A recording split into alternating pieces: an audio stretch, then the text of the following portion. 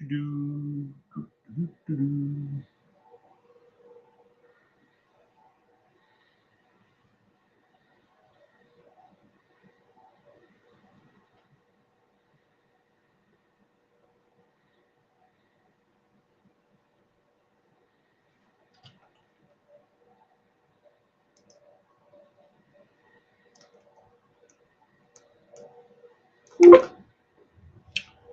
evening, Kitty Coo.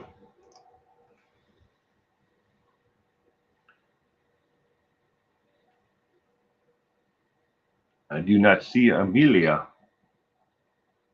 I see Kitty Coo, but I do not see Amelia.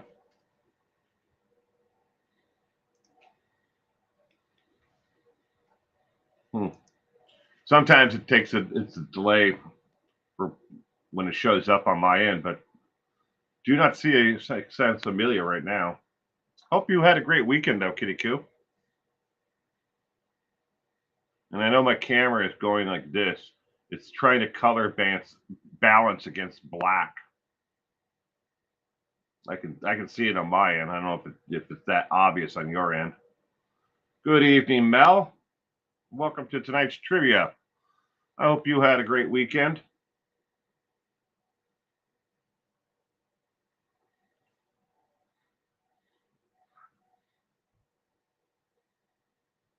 Trust me, I'm not turning the lights on and off.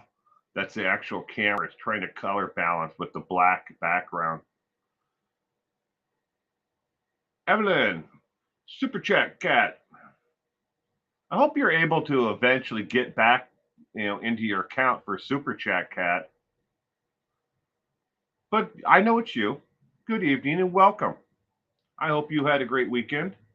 Sprinkled Donut, good evening.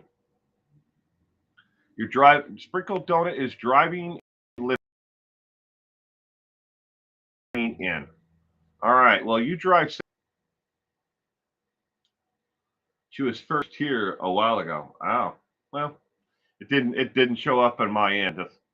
I don't see Amelia name, but that doesn't mean she's not here or she wasn't here earlier. It only shows me who's actively in the chat right now. She could have posted and then left. I wouldn't see that. That's just the way the system works. Unless I log in beforehand, before going live, and then I look at the chat. It's the only way I'd see it, those comments that are left. And sometimes people do that though. They'll join, it's like I post the announcement on the community tab and people, leave a comment. They'll click on it and say, hey, look forward to seeing, or taking part in that trivia night.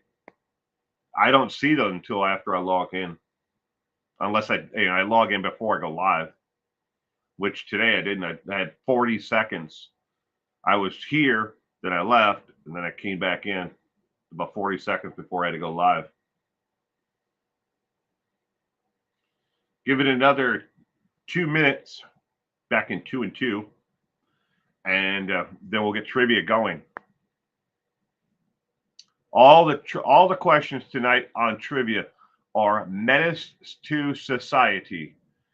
These are all YouTubers who committed crimes, content creators who have committed some serious heinous crimes.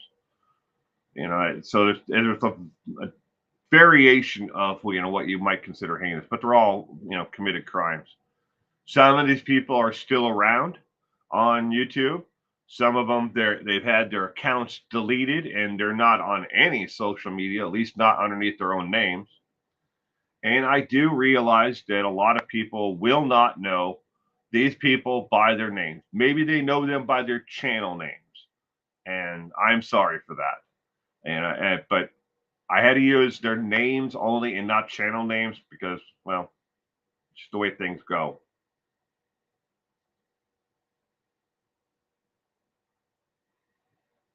All right, let's get trivia night going, ladies and gentlemen. This is the 339th episode of Trivia Night. And I thank everyone for being here for tonight's trivia night. Tonight's trivia subject matter is all on crimes by YouTube creators. Every single one of the people you will learn about tonight have a YouTube channel or had a YouTube channel. So that's important. These are not people who have only been on Instagram or TikTok or something else besides YouTube. They all have had a YouTube channel, and we'll get into that a little bit more. Tonight's subject matter may not be well known to the masses. Please keep in mind the subject was suggested by a fan, so be kind about it. Leaving comments like, "Hey, this is a stupid idea," or "I don't like this," this flipping, whatever, questions tonight. This was a suggestion, just like people who suggest Ed Gein or John Wayne Gacy, and everything else. These are crimes.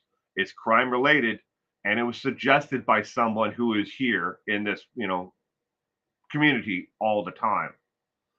But anyways, these are some of these creators have had, like I said, have had their accounts removed from YouTube, TikTok, Instagram, and Facebook after their arrest and convictions. Every single one of these that I'm going to bring up tonight, it's important that you understand that they were convicted.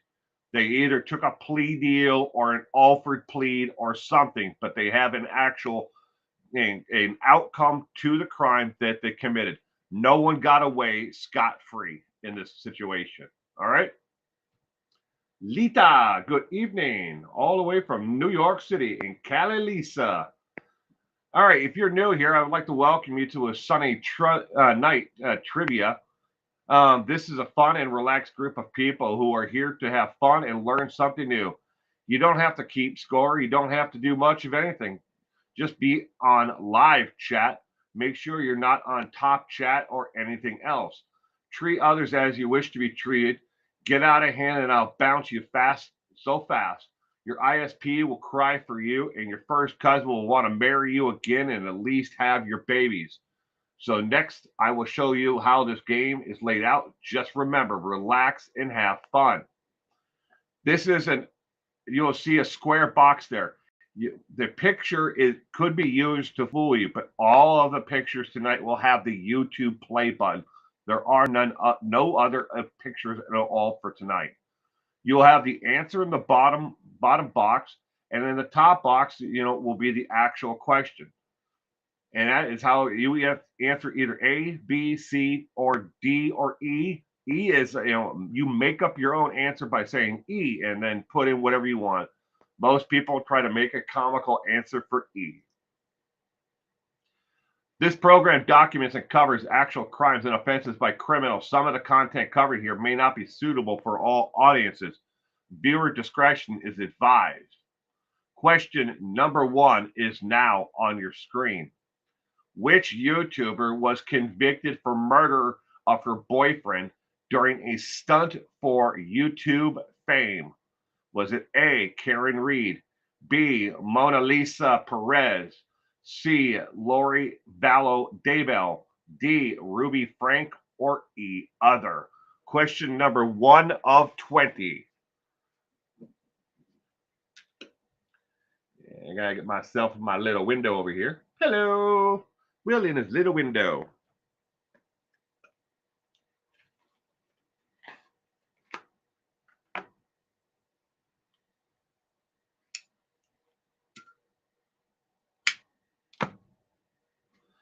Smoke them if you got them. Kitty Koo and Callie Lisa are both going with B right out the gate. So is Mel.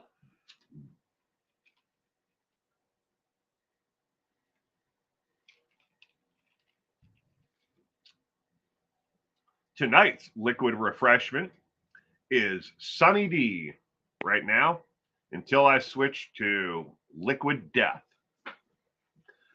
Gianna Marie, good evening, Gianna Marie. And Carol, good evening to you both. Welcome to tonight's trivia. All of the questions tonight are on YouTube creators who have committed crimes. Every one of their offenses has led to a conviction. They were not, thrown out. They didn't have the charges dropped. Every one of the questions tonight They committed an actual crime and they were sentenced for their crime. By process of elimination, it's a good way to use it. Process of elimination to come up with the answer. A very viable tactic to figure out the answer. Question number 1 of 20. The correct answer is B as in boy. Mona Lisa Perez. Mona Lisa Perez. And here's just how smart Mona Lisa Perez is, along with her boyfriend. Her and her boyfriend wanted to shoot a stunt video where he held a book up against his chest and she shot him with a .357 Magnum. And it went through the book and, well, it went through him too. But they thought that the book would stop the bullet. Instead of testing it out, like maybe propping it up against the tree or something, nope. He held the book up and she shot it and it went through the book and through him. And she was charged with manslaughter and convicted of manslaughter as well. Question number 2. Which YouTuber was arrested for murdering a man he believed was following him? Was it A, Randy Stair, B, Randy Stair, C, Randy Stair, or D, Randy Stair, or E, other?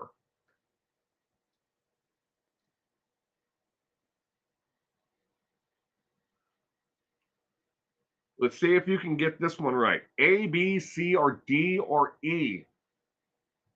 Which YouTuber was arrested for murdering a man he believed was following him? No, you cannot fix stupid. But with duct tape, you can muffle it.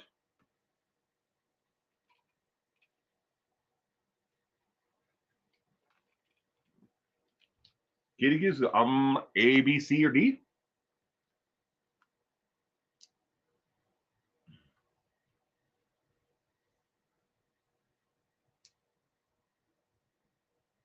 Gianna Marie is going to go with A and E. Or A and E, Arts and Entertainment Network. One of the two.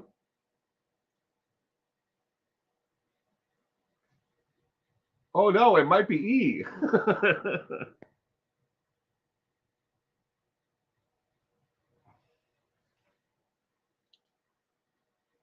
Mel Stiller, A, B, C, or an F? Question number 2 of 20.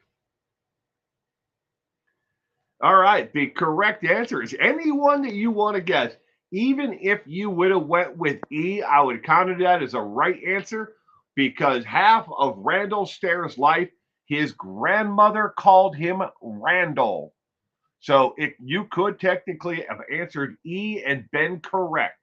His real biological name is Randy, but his grandmother called him Randall. So that would have been an E answer. So any one of them would have been correct for question number 2. Question number 3. Which fitness lifestyle vlogger was arrested and convicted in connection to the death of her child due to abuse? Was it A, Brandon Clark, B, Michael Gavin, C, Pedro Hightower, D, Ruby Frank, or E, other? Good evening, Gone Girl, and hugs to you as well. I hope you're having a wonderful day.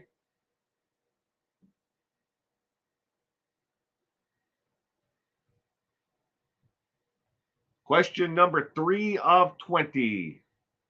Which fitness lifestyle vlogger was arrested and convicted in connection to the death of her child due to abuse?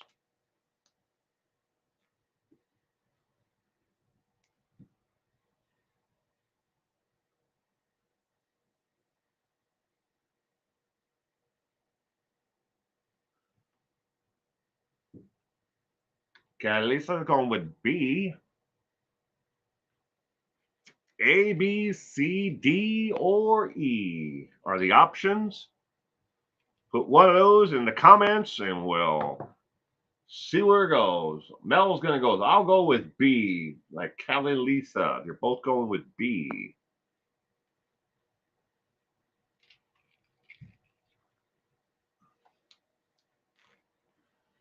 Gianna Marie is going with D. Carol Miller is going with D as well.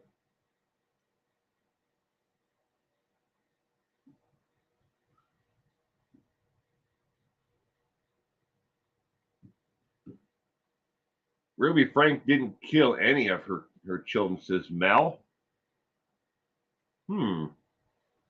Kitty E, her child, I don't know.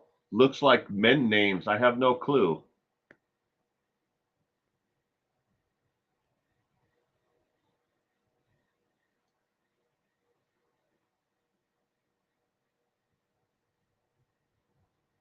Ginger Ninja, good evening. Well, good to see you. It's still around.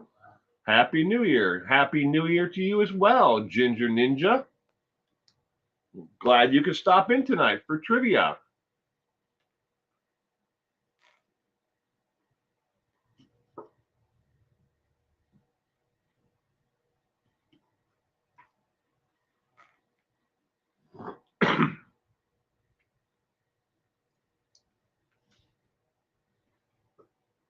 Alrighty, question number 3. The correct answer is A as in apple.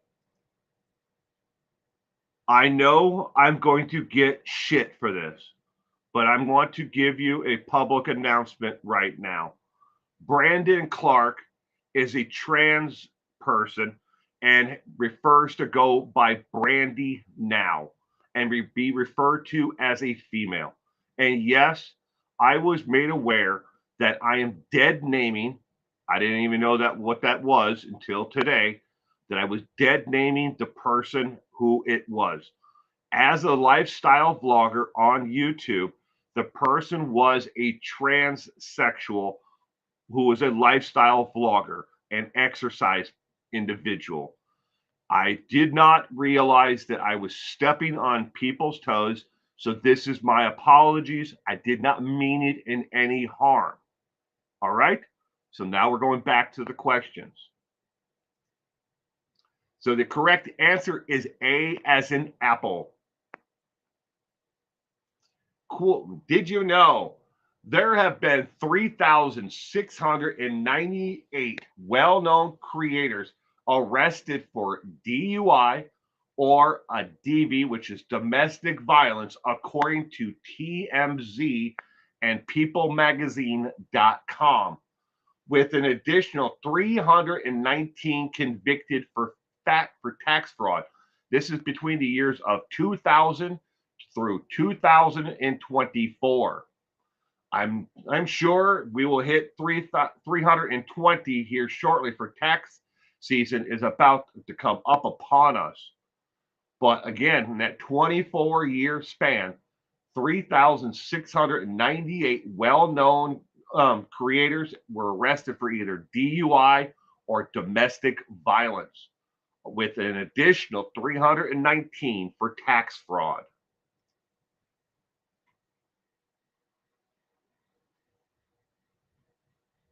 All right, question number 4.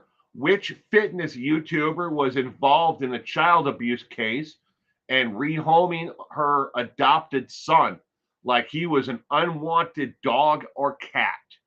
Was it A, Janet Reno, B, Lori Vallow, C, Micah Stauffer, D, James Atwell, or E, other?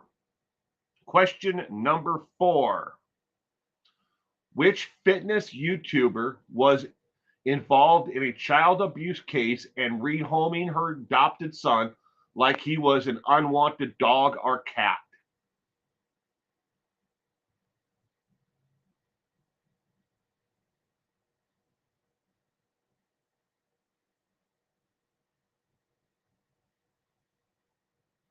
Neither did I. Had no idea. And this one, I I have to give a little statement on that. There are two people that are actually involved in this case, but the YouTuber channel was underneath this name.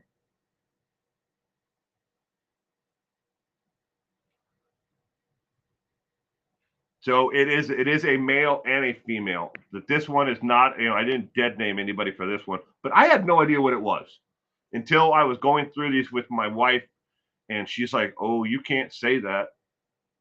You're gonna get a bunch of shit for that one." And I said, "Why?" And they're like, "You can't say that about them, even though they're no longer on YouTube." And I'm like, I don't know. I'm just telling you, what their taxable name, and all the information I have is about them is. I didn't know I was dead naming someone. I didn't even know that was a thing. That's my ignorance. I haven't heard of this before, Kitty Q says. Question number 4 of 20. The correct answer is C, as in cat. Micah Stauffer and the two of them rehomed their adopted child. I believe the child was from either Laos or Vietnam or someplace. I cannot remember exactly. I read 2 different articles and saw 2 different photos of a child, and he does look Asian, but I cannot say for sure if which article was correct in their description of the child, but they said that they did it for other reasons. Well, in a nutshell, the child just became too much of a pain in the ass for the two of them. So, and they, more work than they thought it was going to be. And they thought, well, we'll just put this kid in front of, the audience, and people will love him. We'll make millions of dollars. And it didn't work out that way. But the channel was underneath Micah Stauffer, and they were the Stauffer couple. All right, done with the first ones. We're now home free. We don't have any real controversies after that, except for the idiots themselves. Spotlight creators. I have to put this in here. This is not our normal thing. There is a program on YouTube and on Facebook that acknowledges rising stars in selected fields and niches. These creators are called rising stars or spotlight stars. So as we go forward, you see these terms the rest of the night, you now have an idea of what I'm talking about. Again, spotlight stars or rising stars. They are interchangeable between the two. Some on Facebook, they use spotlight stars, and on YouTube, they call them rising stars. But again, if I use either one of them, that there are people who have been spotlighted and they're like, hey, this creator is making, a huge push. They got 500,000, viewers this week or whatever it is. They acknowledge them in a special spotlight in a shelf all by themselves on YouTube on the homepage. With that in mind, question number 5. What former YouTube spotlight star was arrested after shooting homeless people with paintballs? Was it A, Devin Reef, B, Oro McDaniel, I think that's how you pronounce it, Oro, C, Scott Buckner, D, NK24 Jamichael Reamer, or E, other? What former YouTube spotlight star was arrested after shooting homeless people with paintballs? Again, spotlight star and rising star are interchangeable between YouTube and Facebook. They use them, both of them have used it to, as the, I guess, title for the, the actual shelf or, the creator, like, hey, we want to put a spotlight on these people. So again, it's interchangeable between both. You can find rising stars and spotlight stars on each of them. It's sad you have to explain this to me.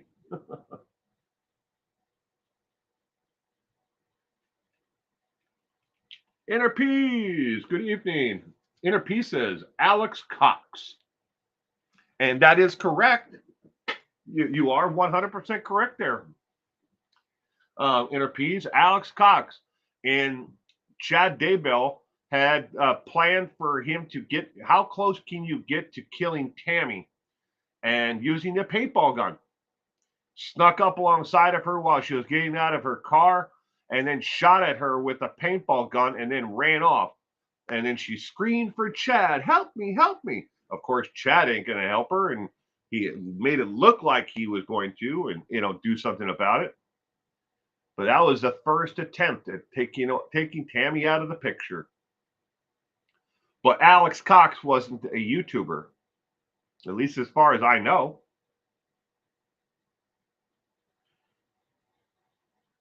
I have no idea what detonating even means. Doesn't exist in the real world. Well, to each their own. I'm told that it means that the definition that I was told for what dead naming is when someone transitions from one identity to another, either from male to female or female to male, whichever it may be. And maybe they were born with one name that is male sounding, but they want to be identified as a female, but now that's what they want to be identified as, a female with a female pronouns. Okay, using their old name, I'm told, is called dead naming them, and that's why I had to make that statement. To each their own. I don't care who you are. If you want to identify as a zebra or zippity doo dah, or you want to be a purple unicorn, I don't give a crap what you do with your life. Just don't hurt other people. That's all I care about. I have more than enough work. I do not need more people committing heinous crimes in this world. All right, question number 5. The correct answer is A as in apple. Devin Reef.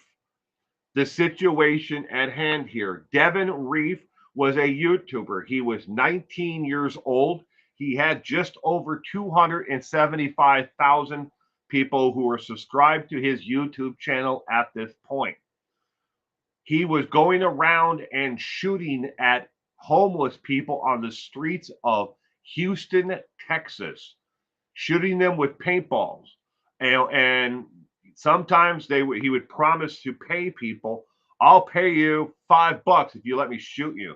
And then he would drive by in a car and hang out the passenger side while his idiot friend drove the car, and he'd unload a paintball gun at them, shooting them 10, 15 times. When that didn't work, he just randomly started finding people sleeping on the streets or underneath a bridge or whatever, and just unloading a paintball gun at them. This was deemed, initially, YouTube allowed these videos on the platform, but then said, wait a minute, people are actually getting harmed here, or possibly harmed, doing these contents, these stunts, and these prank videos. We've got to reel it in. And that was he was one of the first ones that drew attention to that. These were, harmful it was harmful content.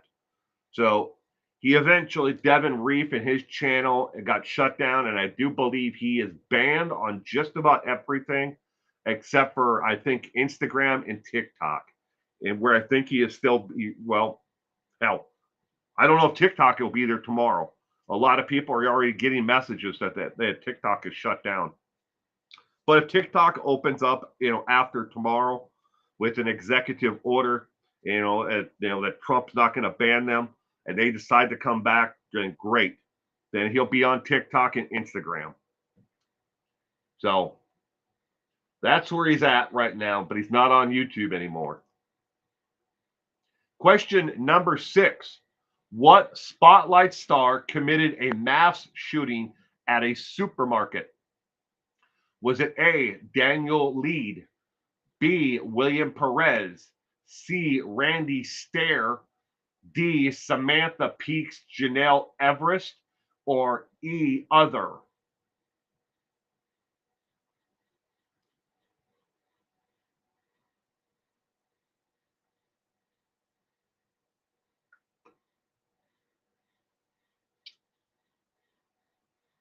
Ginger is going with C.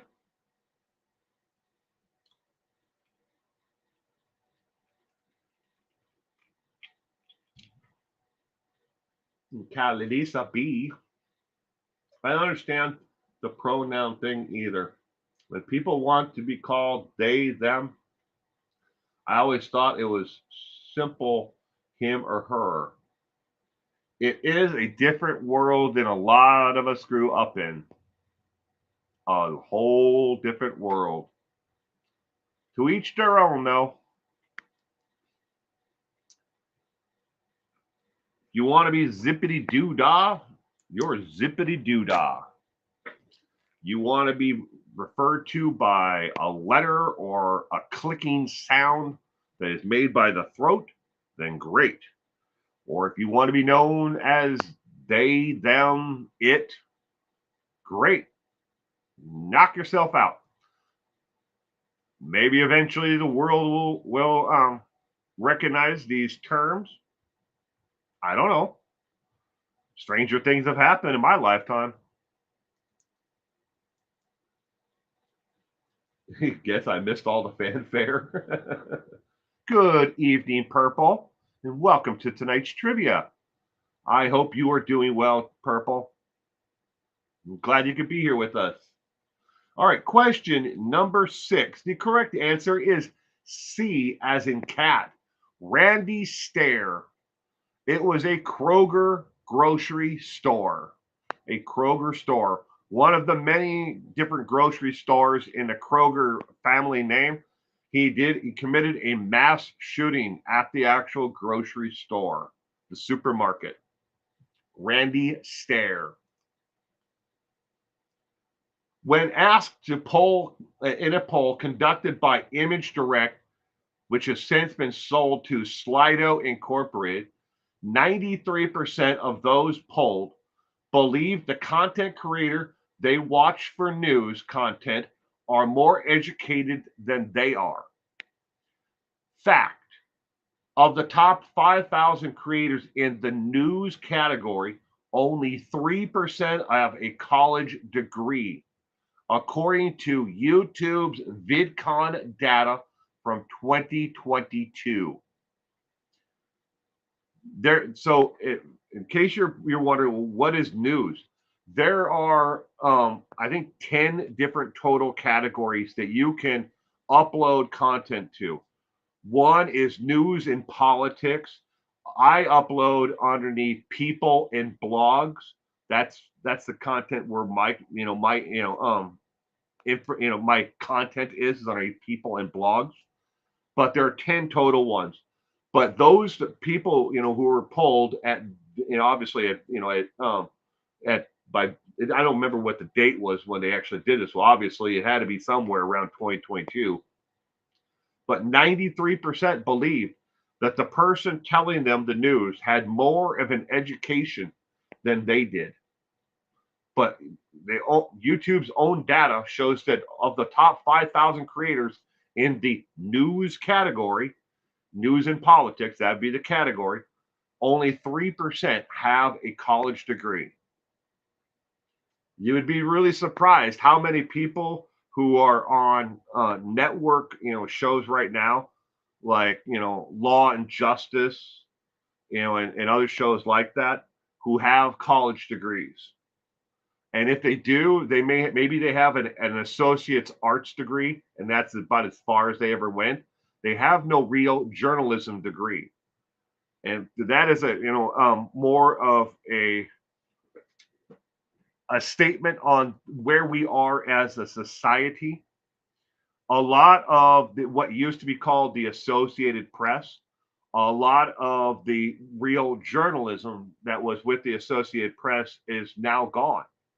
A lot of news channels and newspapers realized that we can cut the fat, as they call it, cut the fat, which means the employees, get rid of everyone from the newsroom all together, maybe keep a couple here, couple there. We'll go from 100 different reporters down to 6.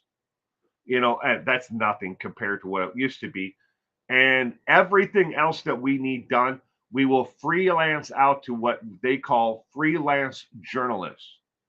And we've had a lot of stories out there in the news, and especially in the last 20 years, where these freelance journalists have made up 100% of the actual articles and things that they turned in that were on Fox News, on ABC, on all major networks. 100% of the story was made up, and then the news channel reported it as news because they got it from a freelance journalist.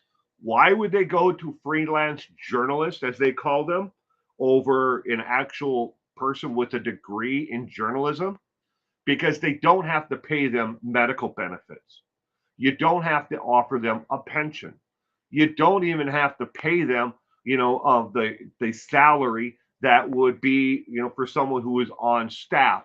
You pay them per article a flat fee. I'll give you $1,000 to write this article and this article only. And if we like it and it gets enough reader traction, maybe we'll put you on another list and have you write some stories later on. A good example of this is the war that was going on when Ukraine was invaded by Russia. There was a lot of stories that were reported on Fox News, ABC, NBC, even PBS got hooked on this. And it's that we got to draw in the viewers and get them to, hooked on what we're saying. And these people who are writing the articles were in Atlanta, Georgia, and they told them that they were on the ground there, that they were watching the missile attacks happen. And they had all this firsthand knowledge that they either said in voice, like we're on the phone right now, and then Fox News or ABC put in some video coverage that they had. So you showed that on the screen, but you heard someone else on a phone who was freaking out because missiles were coming close to them. When they're not anywhere near the war itself, they're safe at home in their apartment or home, in Atlanta or in New York or in Boston or hell, Butte, Montana, wherever they wanted to be. And these fake stories went out there and everybody got hook, line, and sink. Oh, well, I'll take more of that. I'll take more of that. That's the world that we live in. Anything to make an extra dollar for the stockholders of that actual, company. And every one of you is being, played as a sucker. And it's been happening for over 20 years now. It was when the largest, newsrooms were starting to lay off their newscast and everybody else and replace them with freelancers. No, I've gone off on a little tangent there. Sorry about that. Next question. Question number 7 of 20. Which YouTuber was arrested for murdering 3 elderly women with plans to kill as many as 24? Was it A, Scott Daniel, B, Kevin Gavin, C, Brandon Clark, D, Tai Mook Lee Sen, or E, other? Question number 7 of 20. Which YouTuber was arrested for murdering 3 elderly women with plans to kill as many as 24?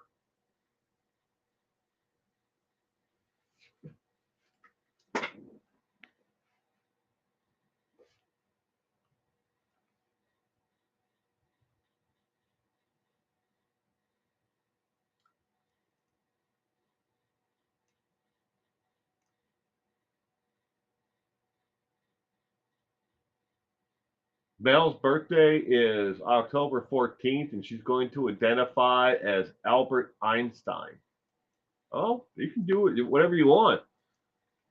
I know someone, I'm not joking, who changed his name to the number 3. Just the number 3. No middle name, no last name, just the number 3. And you can do that legally in all of the United States of America. You go in and it's just as he walked me through the entire process.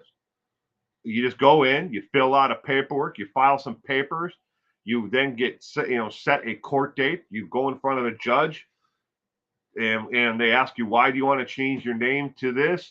You tell them that's what you identify as, and they just rubber stamp it. It doesn't matter if it's a red state or a blue state. They all have to recognize that that is who you are, the number 3. The same process that has been out there all these years for women to use the process when they got married, or men who wanted to change their last names after marriage, whichever you wanted to go. Now that entire process is open to everyone.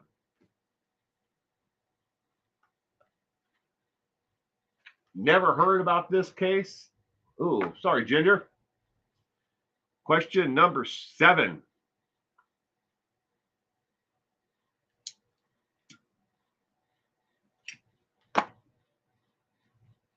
I was told that many years ago by a very respectable old professor who cared about the ability of the mind, not the appearance of the body.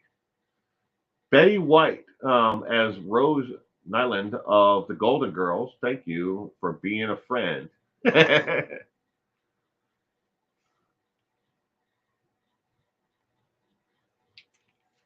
I have something on my phone. That reminds me, Inner Peace. I have to share this with everybody. I'll tell you about it. I can't show you the picture. I had to close some apps that I had open first.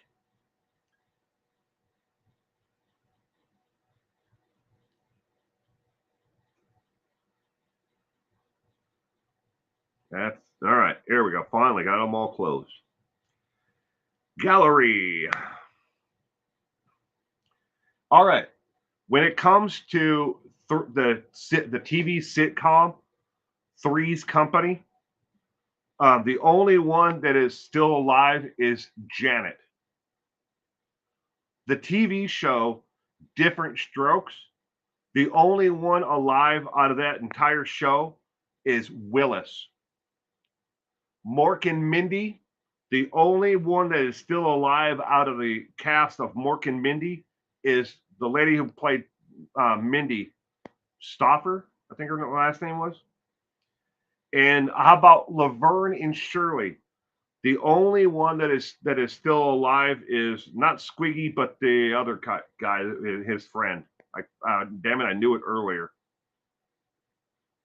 But that is the only one out of those 4 shows that are still alive today.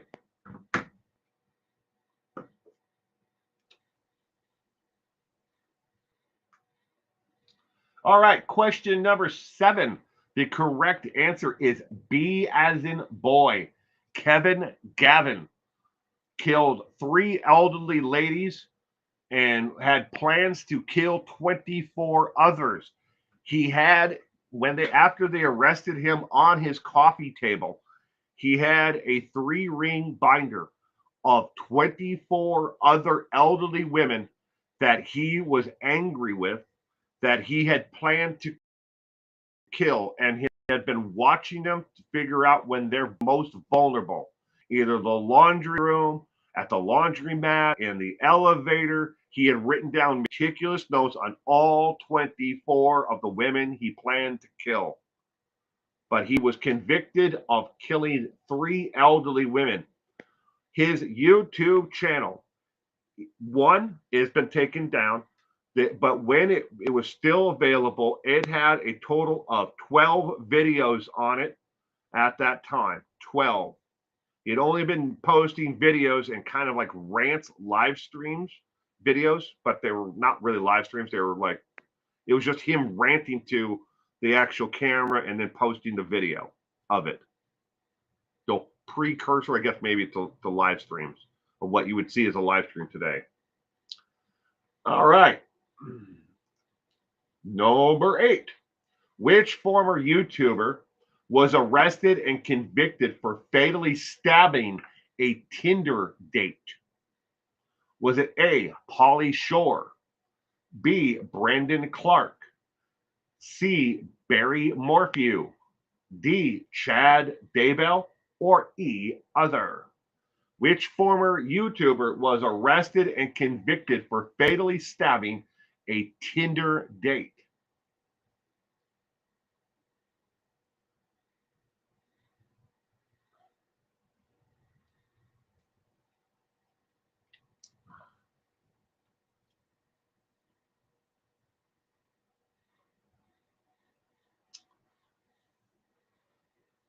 Kitiku is going with B, and so is Catalisa. Mel Stiller is going with B as well.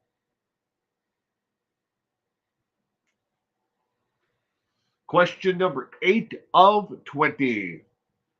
Gianna Marie is going with B. Ginger, B. Are we sure it wasn't Pauly Shore? The Weasel. The Weasel himself. Yep, buddy. Pauly Shore. Oh, Ginger and Carol Miller are both going with B as well. Everyone seems to be liking B as the option for question number 8 of 20. Well, ladies and gentlemen, the correct answer to question number 8 is, in fact, B as in boy. Brandon Clark had been set up to go out on a date his friend had picked for him, and he agreed to go out on a Tinder date with this lady that on Tinder, and she had swiped and said, "Yeah, let's meet up, and go out and then do whatever, see how things go." And he ended up stabbing her because she, well, in his confession, he said that she was disrespectful and was nothing like her profile. So he stabbed her and killed her and was convicted of the crime. Question number 9. Which former YouTube creator of prank style videos was arrested and accused of poisoning their spouse? Ooh, boy. Was it A, Robert Blueway? Bleeway? That's Bleeway. B, Mr. Nice Dr. Robert Crandell. C, Scotty Lerner. D, Roberto Lima. Or E, other? Which former YouTube creator of prank style videos was arrested and accused of poisoning their spouse?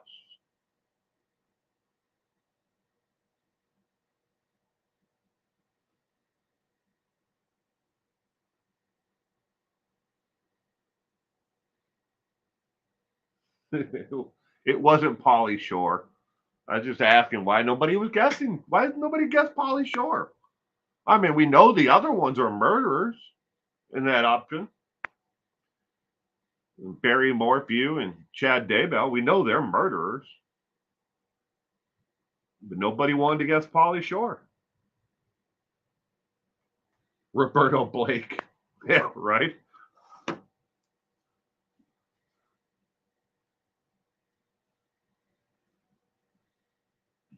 Question number 9 of 20. Which former YouTuber, a creator of prank style videos, was arrested and accused of poisoning their spouse? Which one of these guys was arrested and accused of poisoning their spouse? Question number 9.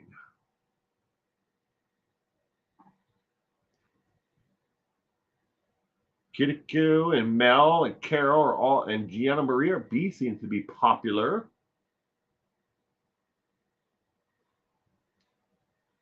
All right, the correct answer to question number 9 is in fact B, as in boy. His YouTube channel was called Mr. Nice. Dr. Robert Crandell was accused and arrested of poisoning his spouse.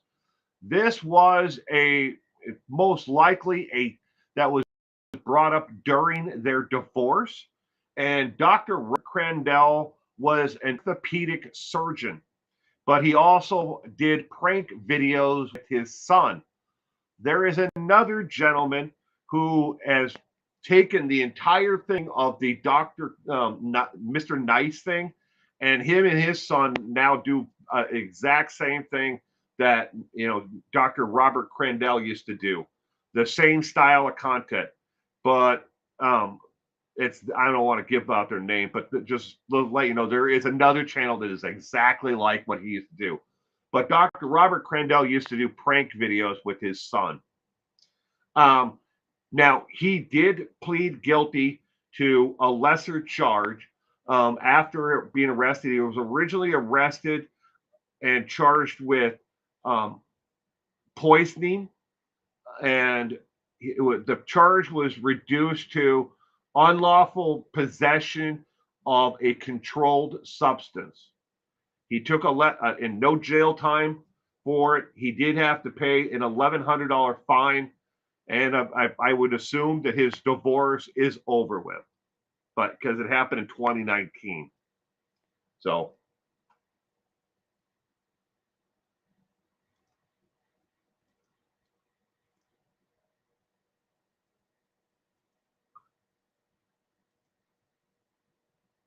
Oh boy, what was that?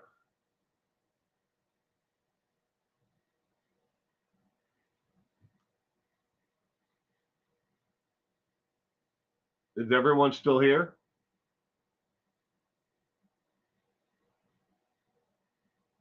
Anyone? Anyone? Anyone still hear me?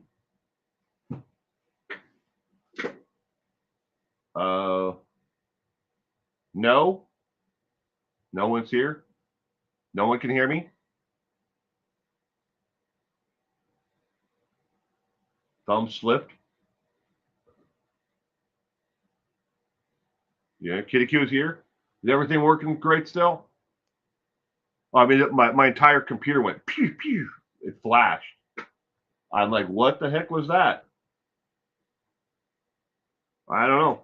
A hiccup in the internet, I guess. All right, moving on. Question number 10. What YouTuber became a suspect in a case they covered on Facebook, but not YouTube? They were a YouTuber and they also posted content to Facebook. So both of them, again, was it A, Corey Pritchett Jr., B, Dr. Drew, C, David Geffen, D, Roberto Lima, or E, other? See you in my little box. Hello. Will is little box. Oh, it's just I get worried whenever anything like that happens. It's like the whole thing flashed. And I was like, what the heck was that? I don't know. Apparently it's working great, like it's supposed to.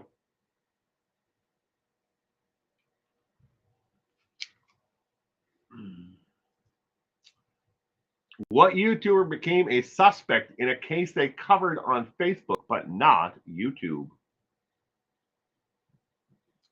Anna Marie is going with C. Perfecto, it says Ginger Ninja. Dr. Demento.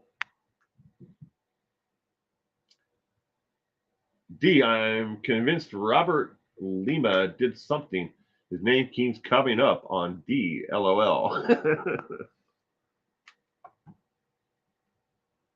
Question number 10 of 20.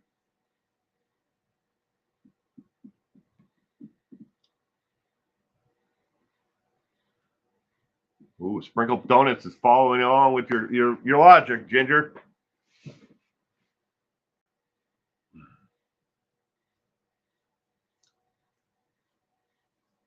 That's Roberto Lima is popping up everywhere. All right, question number 10. The correct answer is actually A, as in apple. Corey Pritchett Jr. was accused and eventually convicted of several charges. But one of the things that he talked about on Facebook, he was actually convicted of. And but he did not cover that on YouTube. He covered it on Facebook. But Corey Pritchett Jr. is the correct answer for question 10. History you should know. Nothing beats paying others to do your bidding for you. Did you know 13 of the top 20 YouTube creators in the true crime niche paid Google to rank them higher in search results on YouTube, while 11 of them pay a staff to boost them in blogs and chat rooms? What does that even mean? You might ask. Well, I'll explain now. There is a way to do what's called sponsored content. Say you have a video as a YouTube creator and it's underperforming. What you do is you go to Google. I know Google and YouTube are they're separate companies, but they're owned by the same people pretty much. But you can go to Google and you can run what's called an ad campaign. You pay X amount of dollars to advertise that video out to people who are interested in it. You give it keywords, and everything else. So when someone goes onto YouTube, if they type in one of those keywords, they find your video. If you use a good description, it will help it find it on the search box on YouTube. But a lot of like the really larger channels, this is not dirty handed. It's just something that a large percentage of the larger creators in the true crime field, and I'm sure it's going on in makeup and beauty, cosmetics. It's probably happening in real estate videos. It's probably happening in every niche out there. But 11 of them will also pay people to talk up their channels in vlogs and in chat rooms. So if you have another site like say Web Sleuths, not the channel, but the actual website itself, Web Sleuths, they'll go in there and go, "Hey, I heard this and this, over on this channel or this creator." They talk them up and get their name.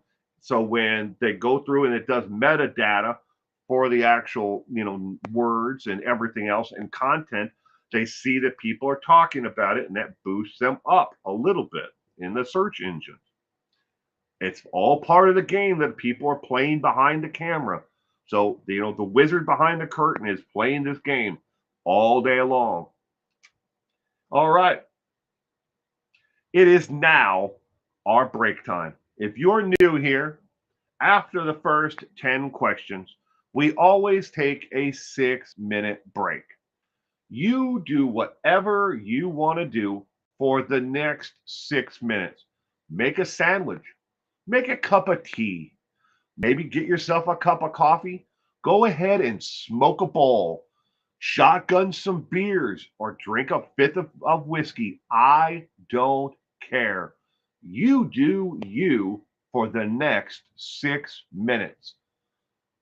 And then we'll be back after that for 10 more questions, plus our missing and endangered, which I spotlight in 2 to 3 people every week that are real human beings who are missing in America, where I am working with Menaces, the Charlie Project, the Center for Missing and Exploited Children, the FBI, and local law enforcement to put a spotlight on these missing cases of people who could be anywhere in America, or foul play may have come to them, but you may hold a clue, and you can remain anonymous and leave a tip to help solve the case.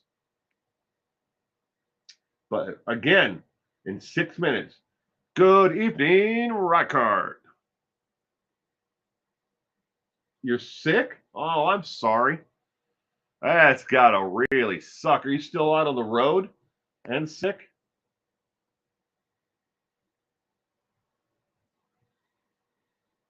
That's gotta be real bad. About these winters. Do a drive-by for the next 6 minutes. Yeah, do that. Go get yourself a hamburger if you can get one. Go in and chat up the clerk at the Love's truck stop or wherever you might be. Go over and get a bowl of popcorn for your significant other who's sitting in the chair watching the football game. I don't care. Everybody's got something they can do for 6 minutes. Use the facilities, whatever. Guys, it's been fun. I got to run birthday dinner to attend. Will, good to see you again. Everyone, have an amazing night. You as well, Ginger Ninja. You take care. It is good seeing you again. Please don't stay away so long next time.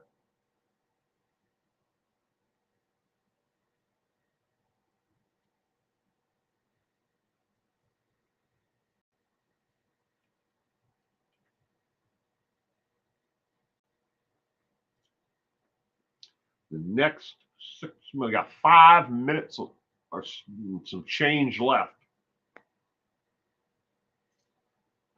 Doopy-doopy-doopy-doo. Scooby-Dooby-Doo, where are you? We got some work to do now.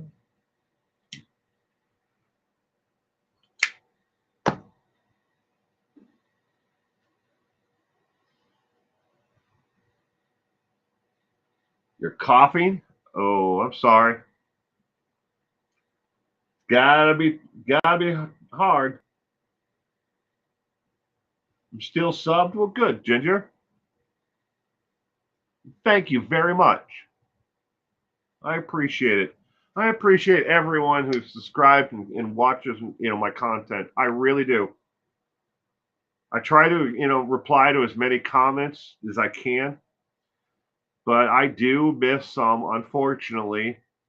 I do get an awful lot of comments, some weeks, a lot more than others. And I try. I really do. I make an honest effort to respond back to, every comment, even the ones where people say that don't like me or they don't believe me or whatever. I try to reply to them. It's like, okay, thank you. Can you give me an example? And they almost never respond back, but oh well. Will, what's the latest on the Taco podcast? Evelyn, we are shut down for 14 days from last Saturday. 14 days. I can't even log into the channel at all. I can't reply to comments. I can't do anything. I can't post videos, live streams, nothing for 14 days. And then on the when the 14 days is up, I have to go through and I have to read and agree to all community guidelines, and I have to understand that where I went wrong. Yeah. And the whole effing thing is ridiculous. And me and my wife have shared out, a copy of their suspension of what they ruled against us to every doctor that we know, every entomologist, and we know a lot of entomologists, but we shared it with those at the university in the entomology department. And they're not even in that field, but they're like, that's just stupid. But hey, and they're all just alarmed at the fact that they would rule against us so quickly.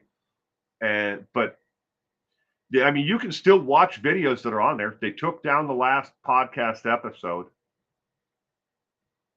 but all the other ones are still there. You can comment on them. You can subscribe.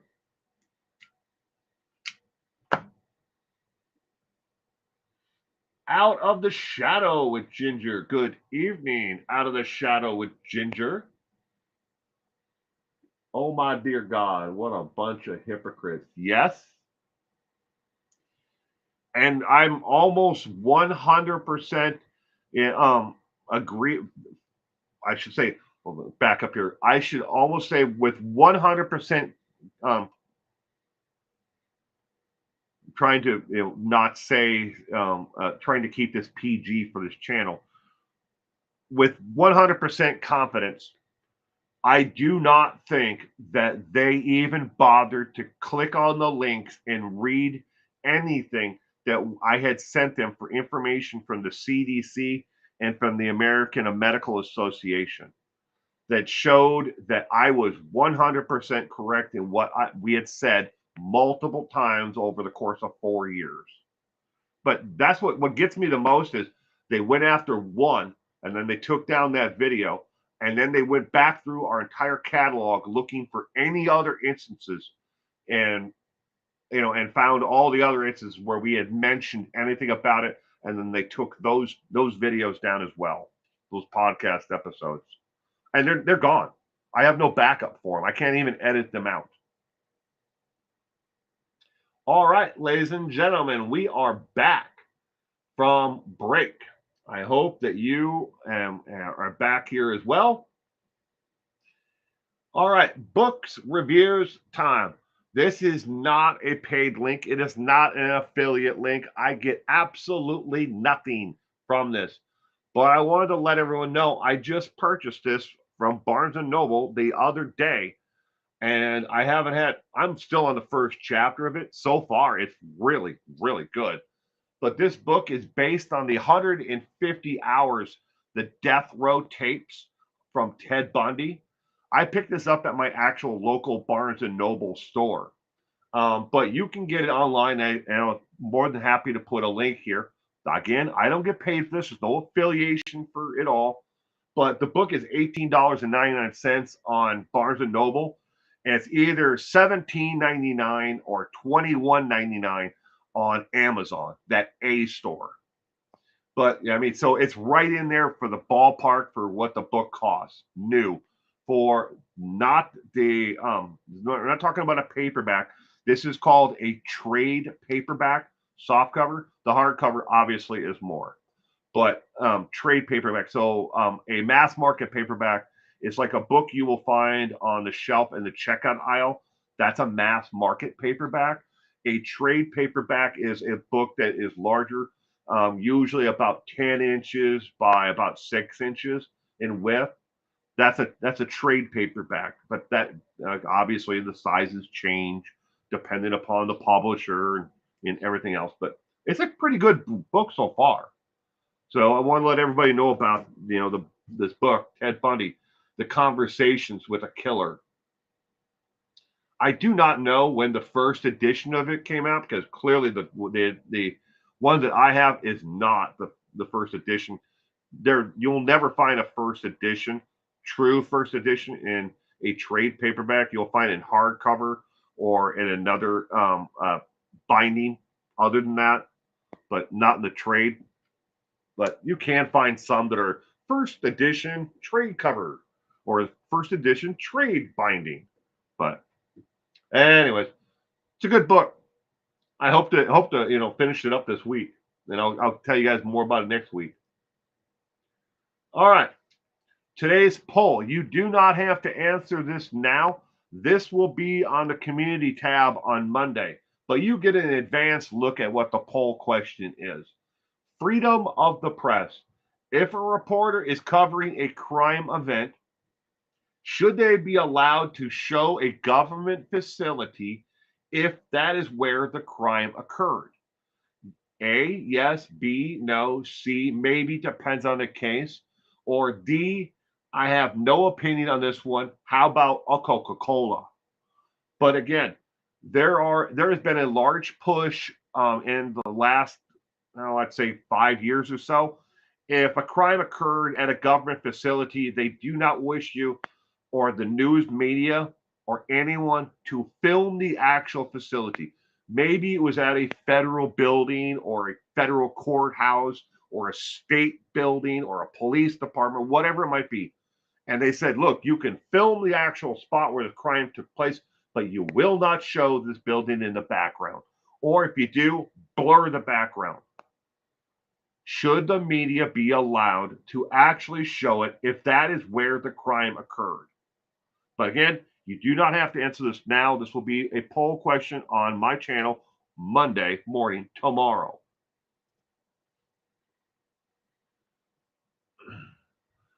Starting February of 2025, the missing and endangered will move to here instead of being after trivia. And the break in February will go from 6 minutes to 7. where I will be, and the reason why I'm doing it is for this reason only. A vast majority of people who take part in trivia night, as soon as it gets to that screen that where it says, what did you get as a score? If you want to keep score, people start leaving in droves, and they're not sticking around to see the endangered and missing that I've been trying to highlight. So instead of having it after trivia, during the break, it's not going to be 6 or 7 extra minutes. So our break is currently 6 minutes. And I will cover the 2 missing cases of the 2 people I'm spotlighting during the actual break. I will let everyone know we are now on break. You are free to do whatever you want. Smoke a bowl, eat a sandwich, make a coffee, shotgun some beer, do whatever you want to do for the next 7 minutes. And while we're on that 7 minute break, I'm going to be highlighting those 2 cases.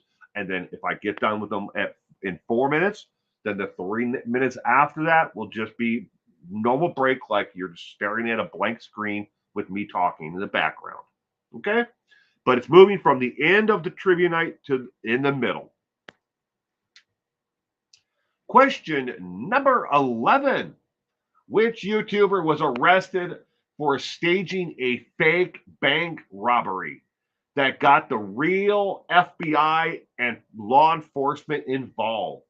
Was it A, Robert and Frank Connor, B, Alan and Alex Stokes, C, David Parks and Leah Lerner, D, Susan and Scott Frankie, or E, other? Kitty Q just wanted a Pepsi, just one Pepsi. Mike, I'll be over in a minute with a Pepsi. Just chill. I know you went to my learning facilities and everything, but Mike, I'll be there. Okay.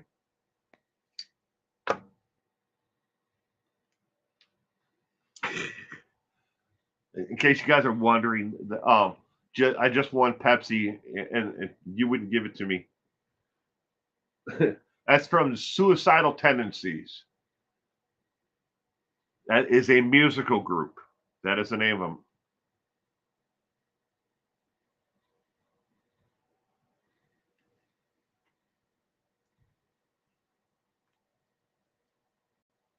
I don't know, but how crazy.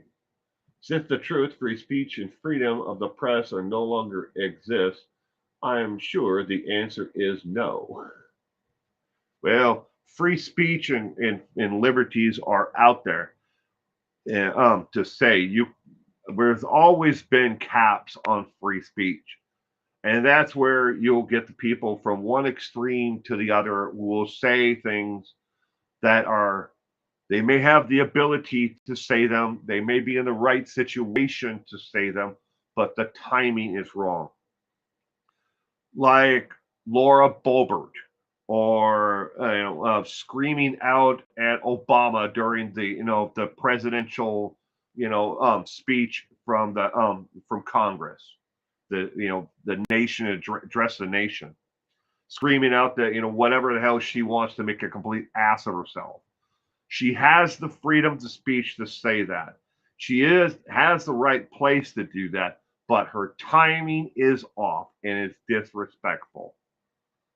You can't go into a movie theater and scream fire. And you can't go into some places and scream hatred. You may have the ability to say that, but you don't have the right location or method. So there are caps on freedom of speech. But for the most part, it's still there.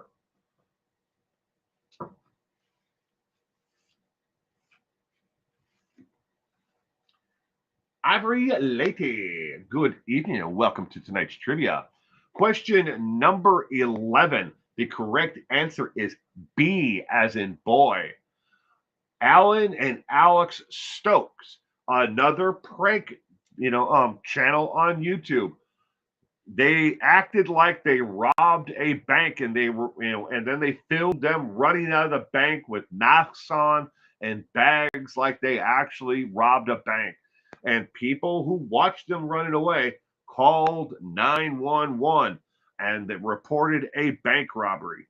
And it got the law enforcement involved and it got the FBI involved. And it's not the first time they've done something stupid like this that got involvement with a whole other group, and they want them to show up. Trust me, it makes a more viral video if you get law enforcement to handcuff you and slam your head into a side of a car or slam you up against a car. Personally, I'd open the door and slam it on their heads a couple of times before I, offer them, a seat in the back seat because they're dumb. But that's just me. It's not content meant for me. All right, question number 12. Which YouTuber, number 88 of Rising Stars, was arrested for shooting a prank video that led to a fatality in 2021? Was it A, David Crosby, B, David Stills, C, David Nash and Young, or D, Tim Wilkes, or E, other? Play stupid games, win stupid prizes. Isn't that true? My friend actually made a video of that went viral, saying that out of the shadows. My friend actually made a video of that, and he's standing in front of a whiteboard, and he actually drew out the chart with the curve. Play stupid games, win stupid prizes. It went viral, and quite a few large YouTube channels actually picked it up, and like a little clip of him saying that. It was cool. But you see, we have B from Out of the Shadows, Callie Lisa, and G Anna Marie are both going with D as well. Number 88 of Rising Stars was arrested for shooting a prank video that led to the fatality in 2021. Inner P is going with David Duchovny. Now, David Duchovny was on the X-Files, wasn't he? Ooh-wee, ooh-wee.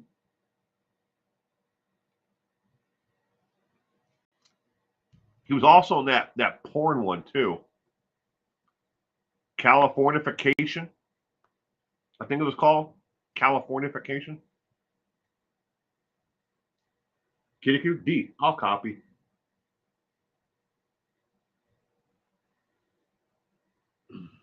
All right. Question number 12 is, in fact, D as in dog, Tim Wilkes. I hope you guys see what I did here with this question. That all of the names in red are of a band. Crosby, Stills, Nash, and Young are a musical band. David Crosby, Stills, Nash, and Young. But Tim Wilkes is the one who shot the Rising Star, who was involved in shooting a prank video that led to the fatality in 2021. Number 13, and yes, I noticed that it says Highway of Tears. I forgot to delete that from the top of this. So that has nothing to do with this actual question. Which YouTuber gamer channel seen everyone behind the scenes and on camera arrested for drugs and for drug use? Was it A, Midland Express, B, how the hell do you pronounce that? Knep Cop, C, Garza Games or Giza Games, D, Florida 12A Games, or E, other? Californication. Yes. Mel noticed. All I saw was David. David Stills, Graham Nash, Neil Young, Crosby, Stills, and Nash. Great music. Great music. Which YouTube gamer channel seen everyone behind the scenes and on camera arrested for drugs and drug use? Question number 13 of 20.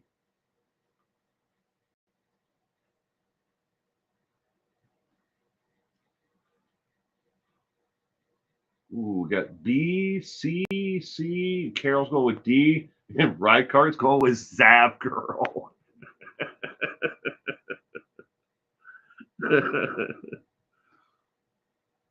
Well, I don't know about Zav Girl, but I can tell you about two others that I would not be surprised by at all. But the answer to question number 13 is B as in boy. And I'm not even sure how to pronounce it. K. Weebelkop. I think that's how you pronounce it. All right. For this one, question number 13. Every one of the people who work behind the scenes, the editor, two camera operators, and additional sidekicks who are on the gaming channel with the creator, were all arrested for smoking marijuana and marijuana possession. They would live stream themselves smoking weed and then playing video games. Well, they got reported to local authorities who came to do a welfare check on them, and they found that they were all stoned out of their gourd, and there was a large amount of marijuana that was in plain sight that could be seen from the doorway. So they were all arrested and charged with drug possession and consumption of drugs. What were their eventual prosecutions for? Possession of drugs under the maximum limit for personal use, distribution. I don't know which one of them was charged with which. It just says that these are the charges that they were all charged with and convicted of. So I'm assuming all of them got these charges. So they got distribution and possession of drugs. It doesn't say anything about paraphernalia. So maybe they just had rolling papers and that's all they had. They nailed them with. That's all my notes say though. But everyone from the channel got arrested for possession of drugs. All right, nothing. Not going to put anyone out on blast here. However, I know several people personally in the true crime reporting on YouTube. These people are almost never the person you think they are. When the camera is off, some of them are drunks, some of them are drug addicts, and others are just mean, self-centered a-holes, but come off as open and friendly to fans and those that support them with donations on YouTube, Facebook, and others. Again, I'm not going to mention any names, put anyone on blast here, but I can't stress this enough. I have met enough of these people in person that I don't think I ever want to meet another larger or maybe even smaller YouTube channel that is in the true crime genre. And I certainly hell don't want to meet any more that are in the makeup and tutorial videos, in that genre. Because some of these people are just the meanest SOBs that I've ever met. And that's the truth. They're just nothing like the person that they say that they are, or they come across as on the other side of the camera. And it's sad because I've met them at different places, or I've run into them in public, and they're like, I'm like, hey, how's it going? I like your content, and they're like, fuck off. I'm not kidding. The last one told me that exact thing. Told me to go fuck off. Sorry for my language, but that's what they said. And I was like, oh, okay, that's really nice of you. I never told anybody about that channel or the person who told me that said that to me though. All right, question number 14 of 20. Why was Boogie 2988, otherwise known as Boogie Knight, arrested in 2021? Was it A, discharging a weapon in the city, B, street racing, C, murder in the second degree, D, assault, or E, other? except for armchair. I would never want to meet him. If I was in the same location as him and I had to meet him, I would probably end up throat punching that guy. Pow.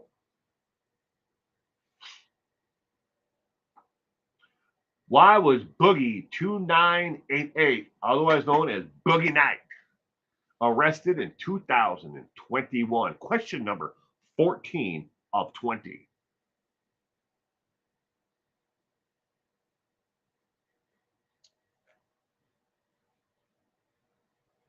Big egos, short tempers.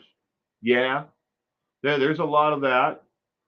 And then there's, I think a large part of it also, Mel, is when the camera is not on and they don't have to pretend to be somebody else. I think a lot of it is also um,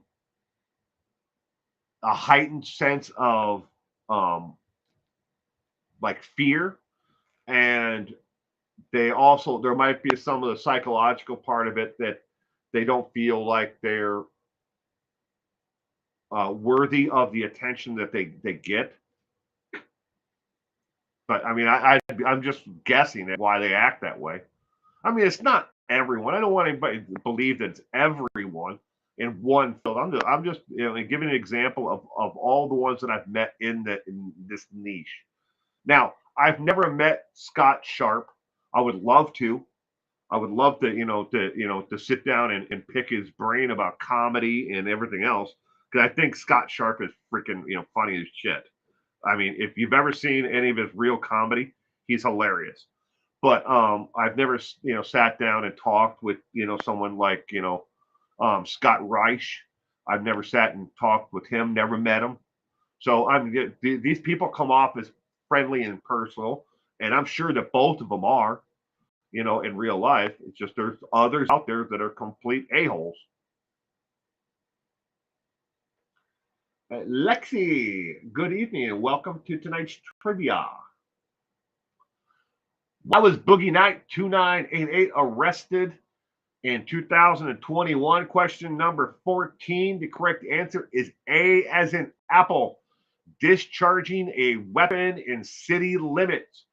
He eventually pled down to aggravated assault and was given 21 days in jail, but he only served 10 days. And then the rest of it, he had to wear an ankle monitoring wrist thing, and he had to do community service and pay a fine. But Boogie Night 2988, otherwise known as Boogie Night, was arrested in 2021 for discharging a weapon in city limits. Question number 15. Why was Jake Paul of the Paul Brothers fame arrested in 2020? Any guess that you give from below is right, but only one was an actual arrest. Was it A, for being a giant a-hole? B, being a loudmouth and an a-hole? C, allegedly looting and being an a-hole? D, theft and being an a-hole? Or E, other? Boogie Nights.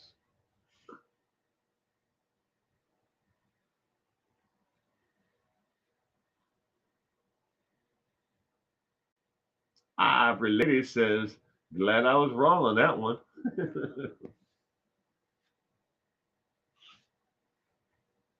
What's the question? And not knowing these people, I know. I really wish I could have used their YouTube channel names.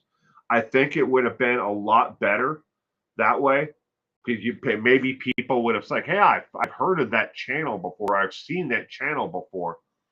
But instead, I had to go with how the actual criminal convictions are actually in court.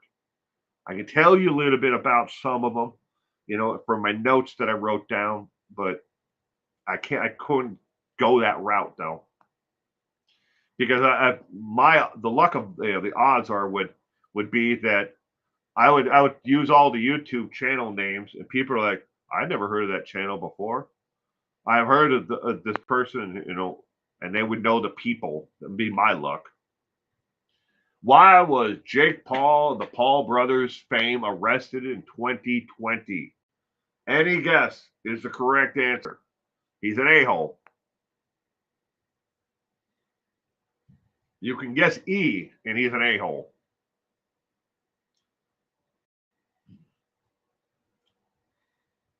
Beating up Mike Tyson. All the above plus double on being an a-hole, says Kitty Q. That's true.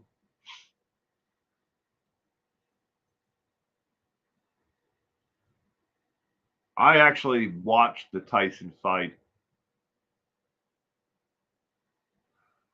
Ow. Kind of drawn on. I really don't think that it was that much of a decision. Swayed towards Jake's side. I thought Tyson put a pretty good fight together. I mean, that the Tyson that we saw in the ring with Jake Paul was nowhere near the Mike Tyson, that he used to be. The speed, the movement, everything was just not there. All he pretty much did was just stand in front of him. It's sad in some aspects, but it's also still nice to see him, fighting again.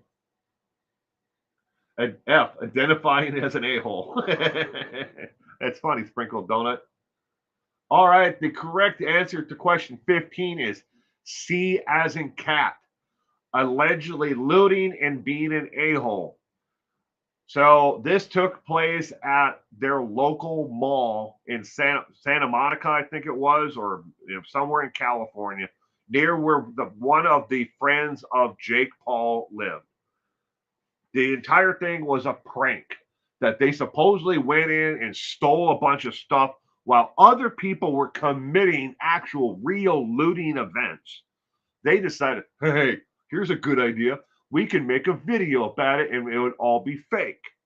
So he actually was arrested for the actual fake looting event in 2020. And he did take a plea deal to disorderly conduct and had to pay a fine. I could not, for the life of me, even with TMZ and everybody else, nobody knew how much the fine was, other than that he pled guilty to disorderly conduct and had to pay a fine. And I searched all over hell looking for the answer to how much the fine was. Obviously, it wasn't enough, whatever it is, because they're going to keep on doing these stupid things. Him and his brother. All right. Question number 16. Which YouTuber joked about poisoning fellow content creators at VidCon? That is it's short for video conference. It's kind of like, a get together, yay, I'm somebody on YouTube convention, but called VidCon, and then issued a public apology for his poor humor. Of all of the ones on tonight's trivia, this one did not lead to an actual conviction. It did lead to them being banned, and it did lead to them actually being removed and being put on the blacklist, which is the list of people who are not allowed to attend future events. So even if they would have gotten a conviction, with the route they went, which was outside of the legal system, was a lot harsher than in any other way that they could have gotten a conviction. But which one joked about poisoning fellow content creators at VidCon? And you're going to be an a-hole. At least you could do is do it with somewhere else, right? And Appease is going with Bill Cosby? Was it Bill Cosby? Bill Cosby. Does Bill Cosby actually have a verified account on YouTube? That'd be interesting to know if he does, because he owns all of the rights to Fat Albert and to the Cosby Show. I do believe he owns the rights to those.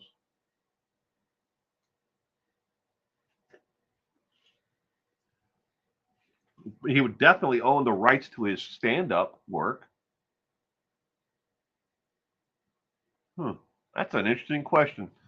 We'll have to look into that later and see if there's an actual verified, Bill Cosby account on YouTube. I wouldn't be surprised that if he did. I mean, he got to make money somehow to pay all that money he owes. Lemon Pie says, Bill Cosby, don't touch that drink he handed you.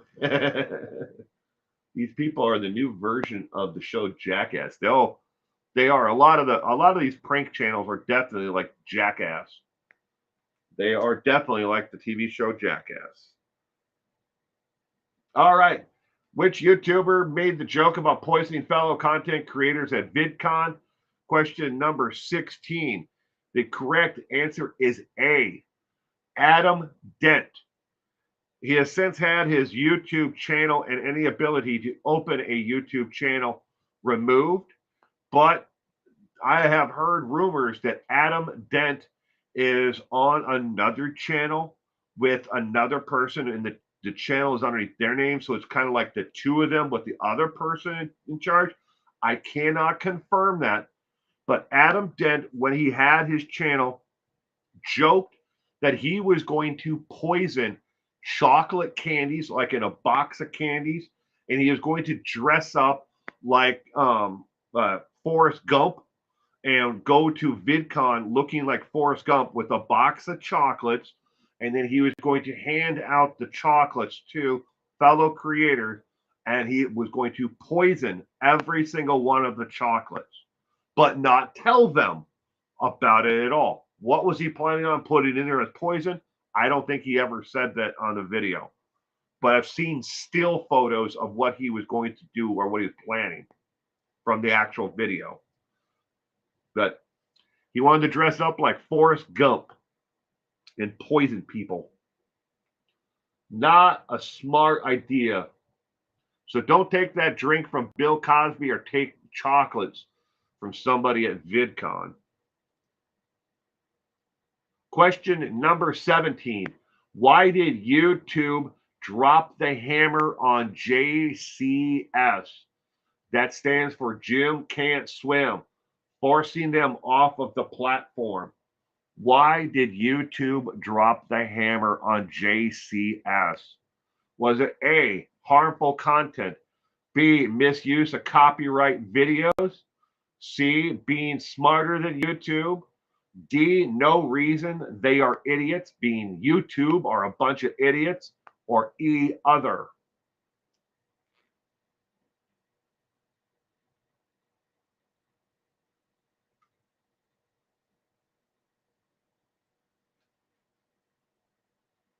Why did YouTube drop the hammer on JCS?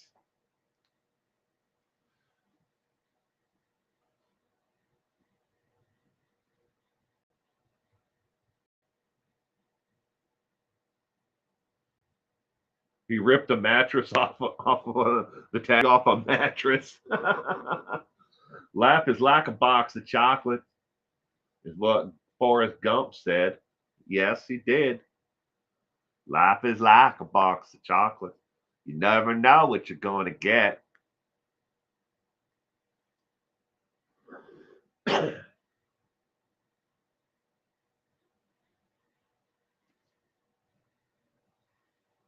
Why did YouTube drop the hammer on JCS? Was there anybody else out there that is here right now in the comments section? Was anybody else a fan of JCS? Jim Can't Swim.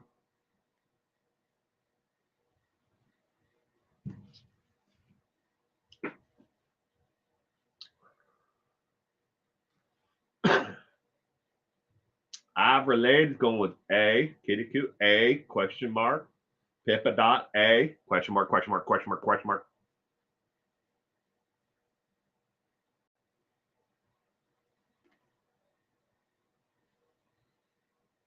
All right, question number 17. The correct answer is A as in apple. Harmful content over him showing police interrogation videos. They said it was harmful content. How many police interrogation videos have you seen on YouTube that are not on JCS? A lot. I know on my channel I have 3. Well, I did. I did at one point. I had the Christopher Watts ones. I don't know if they're still on the channel or not. There was a bunch of videos that I took down. You never heard of him? Oh, I'm sorry, Ginger. He made great content. But he's still around, just not on Jim Can't Swim anymore. Harmful to who? I don't know. Look, I shared medical knowledge that has been proven for over 30 years. 30 years ago, they knew that it was this other person. Their paper was bunk then. They know it's bunk now. It was all fraud. It was all fake. Everybody knew it then. They know it now. And I shared, that was there is no link, and they shut my channel down for 14 days. It doesn't make sense. It doesn't have to make sense with Jim Can't Swim either. But love the police interrogations. There are tons of interrogation videos. Yikes. Yeah, well, they've since changed the what is harmful content. The definition of what is harmful content. It's not the same anymore.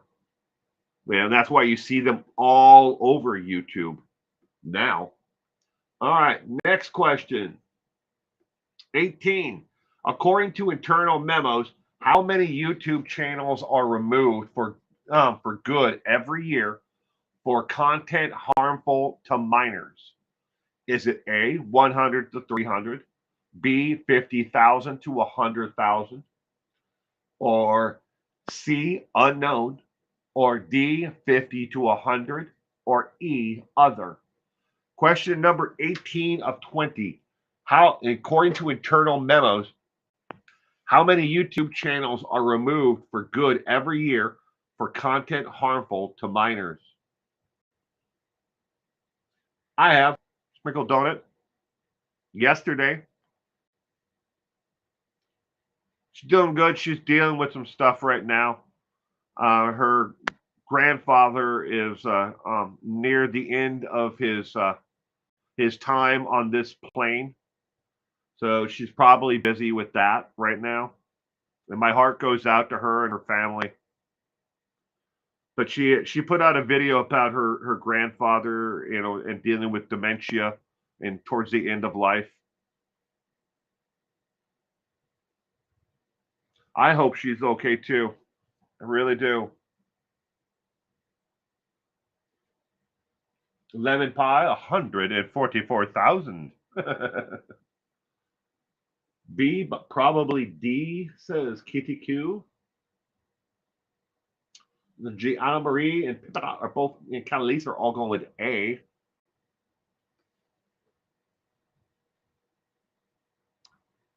According to internal memos from YouTube themselves, how many YouTube channels are removed for good every year for content harmful to minors? The correct answer to question number 18 is A as in apple. 100 to 300 channels are removed every year. These channels are doing dumb things like convincing children to eat Tide Pods or eat things that are dangerous and harmful to them, or will put them in harmful situations. But they are removed from YouTube because they promote these ideas, and they don't think, hey, someone's really going to do this. But Between 100 and 300 channels per year are removed for good. Question number 19. Why did YouTuber Adam Sela have to surrender to Los Angeles police? Was it A, a disruption on an Amtrak train? B, disruptive on an airplane? C, disruptive in a city mall during Christmas time? D, sending death threats to Jake Paul? Or E, other? Question number 19 of 20. Why did YouTuber Adam Sela have to surrender to the Los Angeles Police Department?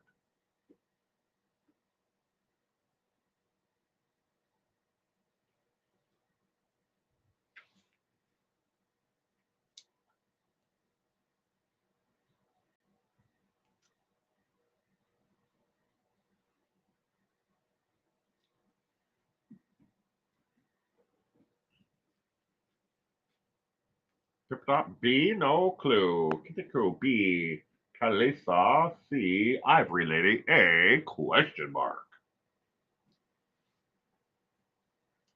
Question number 19 of 20.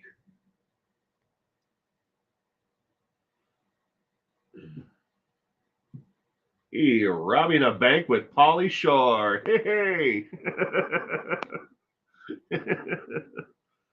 Yeah, doing a fake bank robbery with Pauly Shore. Gianna Marie is going with B as well. The correct answer is B as in boy, being disruptive on an airplane. He had to surrender to the Los Angeles Police Department. They were nice enough to give him a ban, I don't know for how long, from flying on Delta or Horizon Airlines. Additionally, on top of that, he also had to agree that he would not book a plane ticket or buy a plane ticket for any of the other people who were on the plane in his group. He was given a citation, not an arrest, a citation for disruptive of commerce, and he paid a $173 fine. Disruptive of commerce. I didn't know that was a thing, but apparently it is. Can't believe this. I'm only guessing what I think is the obvious. If it works, it works. Pippadot. Question number 20. Why was Brooke House arrested in 2019? Was it A, child abuse, B, animal abuse, C, street racing, D, copyright law, or E, other? Question 20 of 20. Why was Brooke House arrested in 2019?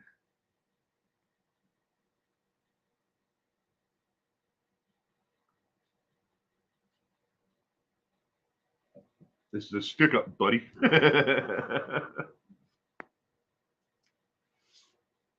Disruptive lungs from polluted air. Question number 20 of 20. Get the kill, B, question mark. Pippadot going with D with 2 question marks. 2. So many YouTubers really feel entitled, don't they? Well, there have definitely been a lot of them, a lot of stories out there about people who have done some really entitled, stuff over the years. And it wasn't that hard to put this entire trivia night together. I googled the question, then I came up with like 35 of them initially, and then I narrowed it down to this after doing research and trying to find sources to verify each one of them. Well, if you talk to Gemma, let her know I'm thinking of and praying for her. Thank you. I will. Sprinkle Donut. I definitely will. I probably won't email her, or talk to her until tomorrow. Was she a YouTuber or up and coming? No, she was a YouTuber. Yes. If you type that name into Google, into YouTube, you'll find Brooke's channel. She's still out there. But the answer is B as in boy, animal abuse. She was arrested for abusing her dog. And she did it on, I believe, initially on a live stream. The dog, in her words, was misbehaving or getting into things that she wasn't, if the dog wasn't supposed to. It's just a little tiny dog, not like some, Saint Bernard or something big like that. It was just a little dog. She was just cruel as hell to the dog. But she was arrested for animal abuse. She actually pled guilty to one count of animal neglect. Animal neglect. I do not know what her sentence was, but that was her plea agreement. She pled down to animal neglect. That is the 20 questions. You don't have to give yourself a score. This is completely optional. Some people like to do it, some people don't. And again, it's completely optional. You don't have to do it at all. All right. With that in mind, take myself out of the little picture window here so I can move on to the next one. Don't leave yet. We still have the missing and endangered left. Again, starting in February, not this week, not next, but in February, this section, the missing and endangered, will move to, it will be at where the break time is. And to accommodate for that, I'm adding 1 extra minute to the break time. It'll go from 6 minutes to 7 minutes. But that's where the missing and endangered will move to.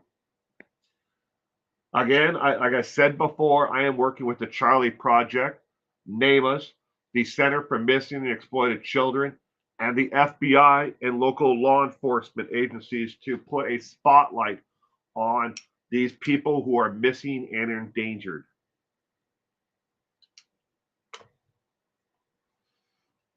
First case is Jody Melody Mercado, 25 years of age as of the turn of the new year. She vanished from and was last seen in Van Nuys, California. 130 pounds, 5'4", no scars that are known. Look at this picture of her. She is out there and law enforcement knows it. And she is a runaway from Southern California. Look at that photo. I'll show you a better picture here in a second. That's a little bit better of a quality, at least it should be. But Jody Melody Mercado is a runaway who left her home on her own accord. Law enforcement knows she's alive, but can't bring her in or spot her now that she is an adult. She ran away when she was 15, almost 16 years of age. But now that she has been gone all this time, she is an adult. And the missing case paperwork with the police department of her being a runaway has now been closed. They know that she is out there. Look at her face. She is most likely somewhere either in Arizona or in the state of California. She would the last possible person who saw her said that she may have colored her hair from black to a light brown with blonde, like tips or highlights in it. But she was not trafficked. She left because she just didn't want to follow the rules of her household. Her family would like to know that she is alive and safe. And if Joy sees this, or somebody else who knows her, has any information about her, the number that is on the screen is for the Los Angeles Police Department. but this is not the normal tip line. They have set this number up, and it is an active line where you can call in a tip, or Joy herself can call and say, look, I'm alive. I just don't want anything to do with my family. And that's all she's got to say. But 877 275 5273.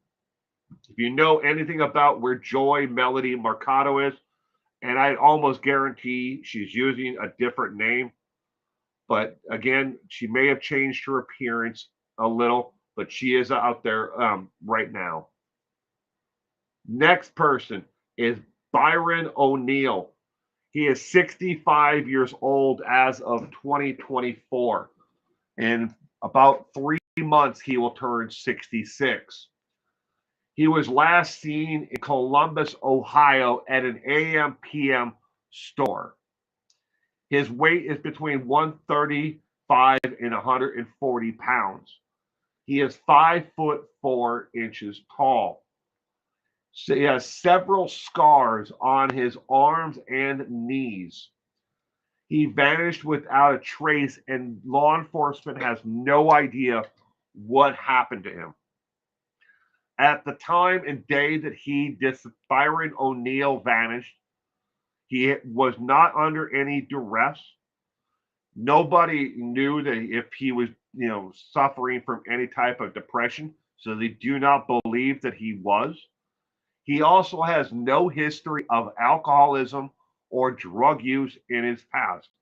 He did enjoy an occasional glass of wine or a beer here and there, but he did not have a substance abuse issue. Again, he disappeared without a trace, and they don't even know when the official last date of anyone knowing where Byron O'Neill lived, or when he disappeared. At the time that Byron O'Neill vanished, he was living with 3 different family members in a rental situation.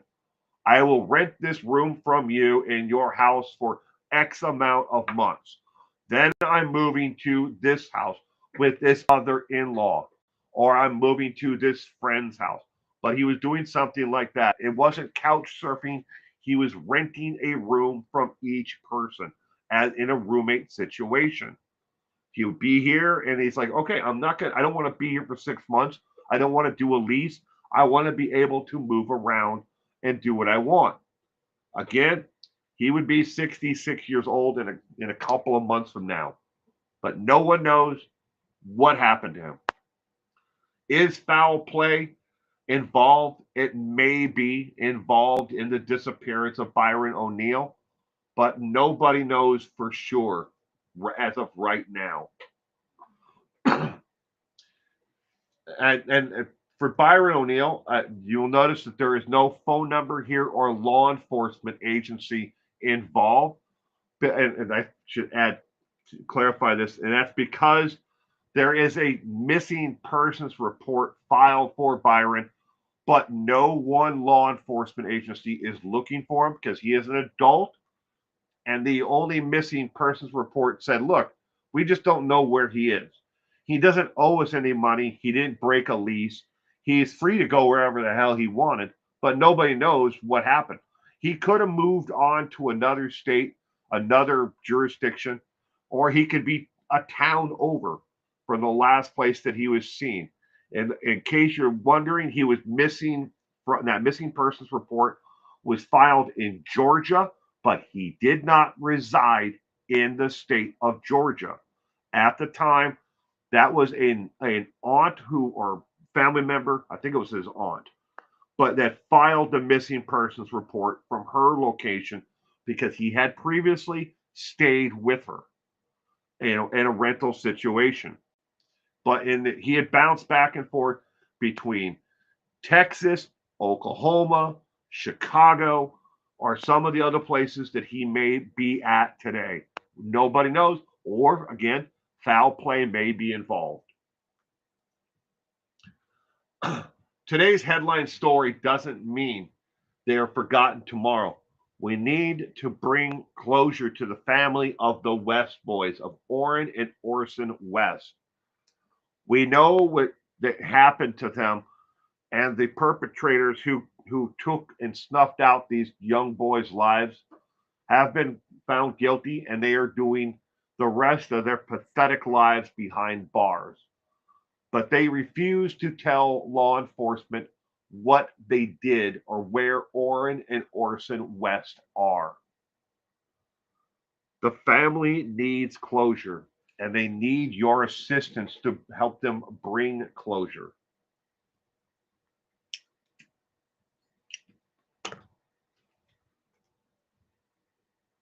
Next week's trivia, in case you want to start studying it up now, is Douglas Gretzler, the psycho killer.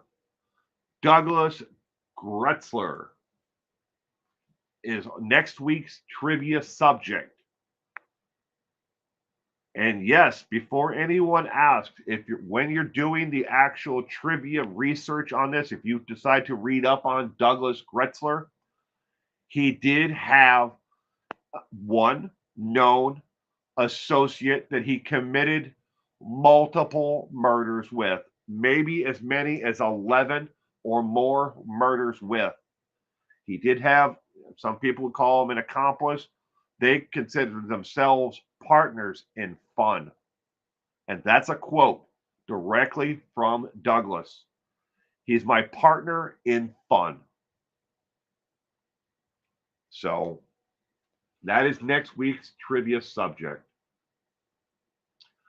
Thank you again for playing along with Trivia Night tonight. Thank you as well for helping, if you can, with those who are missing.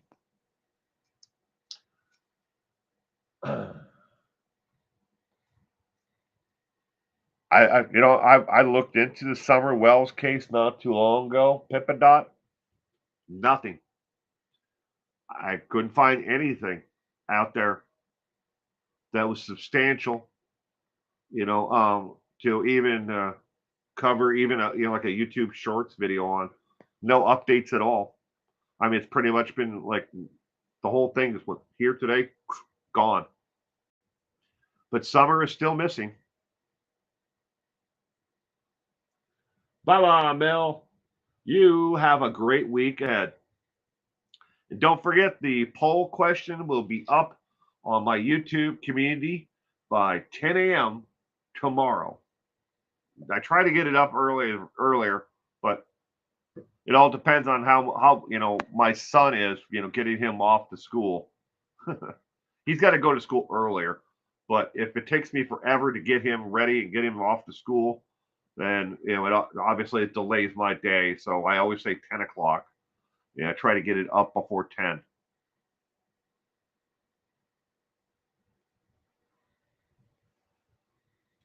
And I know, I am very aware, ladies and gentlemen, that a lot of people had no idea who half of these people are or any of these people were on tonight's trivia. But again, it was a suggestion by a viewer. You asked me multiple times if I would do it, and I said yes, I will work on it. And that was tonight's trivia. Kitty Q, you take care. Thank you, Will, for being you and only you, and not a stupid AI voice. You're welcome. Bye, Pippadot. Well, I hope that everyone who was here had fun tonight. At least you learned something new. There's a whole other part of the world out there that is online right now in front of you. You probably don't knew about.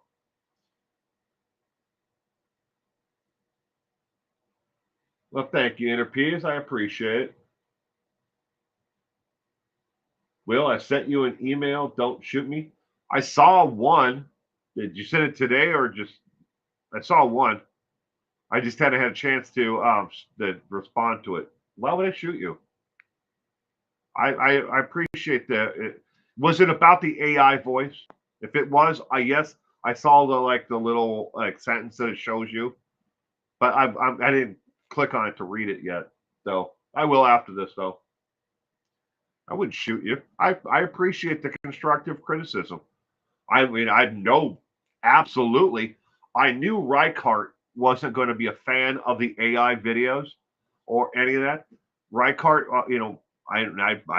if you're Reichardt, if you're still here, I understand 100%. Your situation, and I understand you don't like the AI videos, and you told me and everyone that you didn't like AI.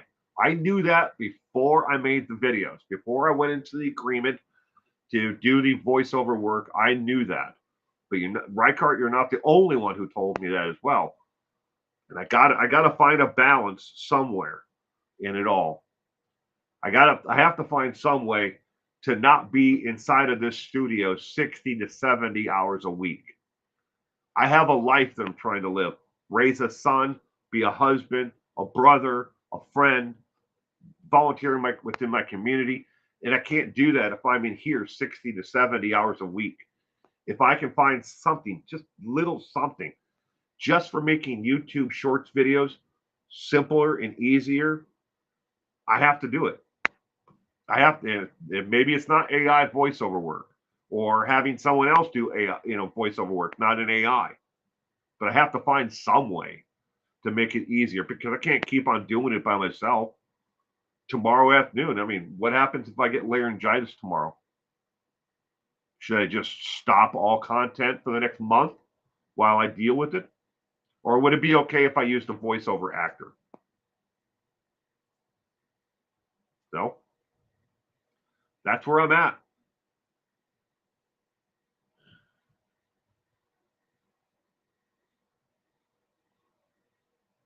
You also hit self checkout registers. I hate them too. It's like I'm doing the job of somebody else. Why don't they do the job for me? That's why I'm there. I'll buy your crap, but shouldn't somebody else do this job? Why do I have to do it and then bag my own stuff and then pay for bags? Yeah, I get it. But in your line of work and everything, right, Card? I've seen that some of the documentaries and shit that of things that they're using AI for, and they're really shafting it to you truckers out there, you know, for scheduling, routes, rate of pay, all this stuff, time of delivery, all of it's being controlled, and an AI is picking these things for you. Well, you should have been here by this time because AI said so. You can do this pickup at this place by this time because AI said so. We've already rerouted your route to this single, narrow road with a sketchy ass bridge because AI says it's a faster way to get there. I've seen these videos and it sucks. But I can understand why you would hate it.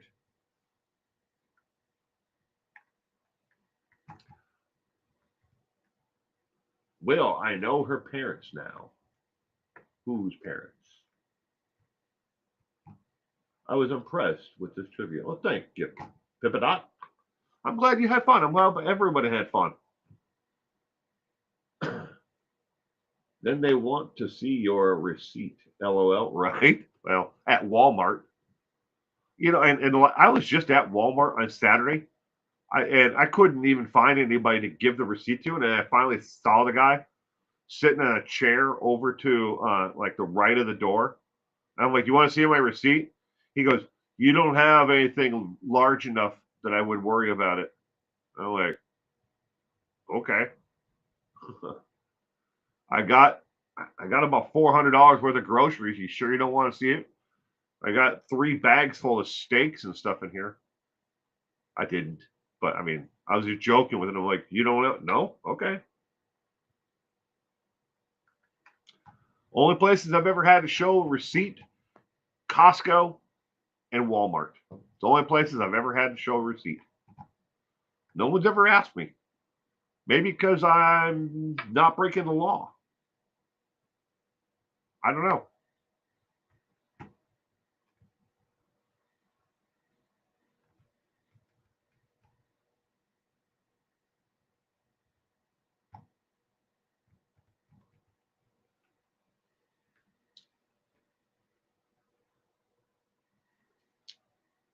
Sorry about all you LA Rams fans out there. Matthew Stafford put on a hell of a game today against the Eagles. Came damn close to pulling it out, the victory. Went all the way down to fourth down from the 25, I think it was. And then he overthrew Cooper Kupp, I think it was. He was throwing it to. Overthrew him, and they lost. So the Philadelphia Eagles now move on to the next round.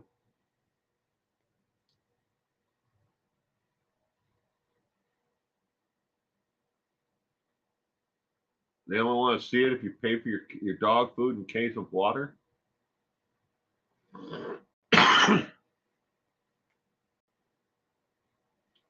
Too many turnovers. Yeah, well, that was just like the Lions game. What really shot the Lions was Goff. His two turnovers from Goff. Now I'm not even talking about the fumble, but just the two interceptions that he threw. That killed the Lions. Not the $80 knife or the $60 electronics in the bag. Last time I was at Walmart. Last time I was there, obviously the guy I couldn't get the guy to even get up and off the chair to look at the receipt. But time before that, when somebody asked me, I think it was a little old lady who asked to see the receipt. I can't remember what I was buying. I think it was clothing. It probably was clothing because I think it was in the summertime. But Costco, you can't leave without showing them the receipt. Everybody, they ask everyone. But ladies and gentlemen, I'm going to wrap up tonight's trivia. I want to thank everyone again for being here tonight for trivia. And I know it wasn't the most enjoyable trivia night, but I hope that you have had fun and at least learned something new. That's all I can ask for. If you'll give this a thumbs up on the way out, if you enjoyed it, I'd appreciate it. If you didn't enjoy it, give it a thumbs down. But one last thing before I go.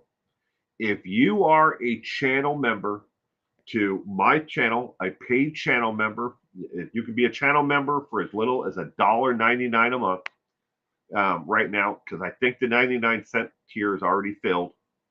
But if you are, I renewed the broadcast license for The Last Man on Earth. That is the Vincent Price original zombie flick from, I think it was 44 or 1950, whatever. It's in black and white. But The Last Man on Earth is what inspired George Romero to make, his zombie flicks and others. But it's Vincent Price is in the original. He is the main star in The Last Man on Earth. I own the rights to that movie. No one can release it on DVD, upload it, live stream it, put it on MP3 or MP4 or any format. I exclusively paid for that. I own that. I don't own the movie outright. There are music soundtracks that I don't own to it and other things, but I can't go out and put it in a movie theater. But I do own the rebroadcasting rights to it. Oh, but if you're a channel member, I put a link on the community tab tonight about that thing. You can now watch it again, in its glory.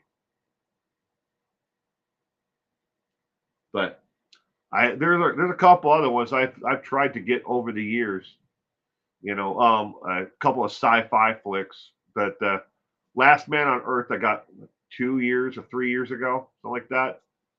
But for 30 years, that sat in the vault in MGM, the production company, and distribution company for the movie.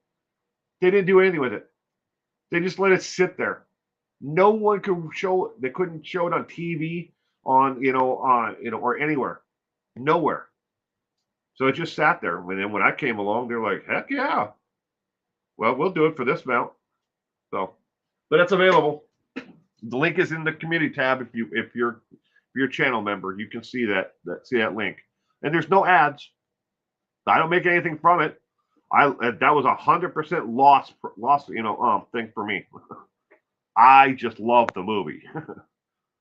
But again, everyone, thank you again. You all have a terrific week. You stay safe out there. Until next time. Bye.